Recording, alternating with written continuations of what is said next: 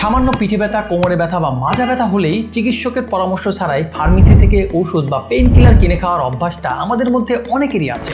এই অসচেতনতা আমাদের শরীরের সবচেয়ে গুরুত্বপূর্ণ অঙ্গ, যেটাকে কিডনি বলা হয়, কিডনিকে নীরবে একেবারে ভিতর থেকে ধ্বংস করে দিচ্ছে। বাংলাদেশে কিডনি বিকল বা নষ্ট হওয়ার পিছনে অন্যতম প্রধান এবং মারাত্মক কারণ হলো যত্রতত্র ব্যথার ওষুধ ব্যবহার করা। দেশের কিডনি বিশেষজ্ঞদের মতে বাংলাদেশের মোট কিডনি বিকল হওয়ার রোগীদের প্রায় 20 থেকে 30% মানুষেরই যত্রতত্র এই ব্যথার ওষুধ ব্যবহারের কারণেই মূলত হয়ে থাকে। অতিরিক্ত পেইন কিলার খাওয়ার ফলে আমাদের কিডনির যে রক্ত সঞ্চালন আছে এটা একেবারে কমে যায় এবং তীব্র নেফ্রাইটিস বা অ্যাকিউট পেইন কিলার ইনজুরি, যেটাকে AKI বলে, এটা দেখা দেয়, যা পরবর্তীতে স্থায়ীভাবে কিডনি একেবারে নষ্ট করে দেয়। তাই কিডনিতে ঝুঁকিতে না ফেলে যে কোনো ধরনের ক্রনিক তীব্র ব্যথা এবং অতিরিক্ত ব্যথার কারণে যারা হাঁটাচলা করতে পারছেন না, তাদের ক্ষেত্রে কিন্তু হোমিওপ্যাথিতে 100% সাইড ইফেক্ট ছাড়াই তাদের সমাধান আছে। তাই অতিরিক্ত পেইন কিলার বাদ দিয়ে এখন থেকেই হোমিওপ্যাথি চিকিৎসা ব্যবহার করুন। ধন্যবাদ।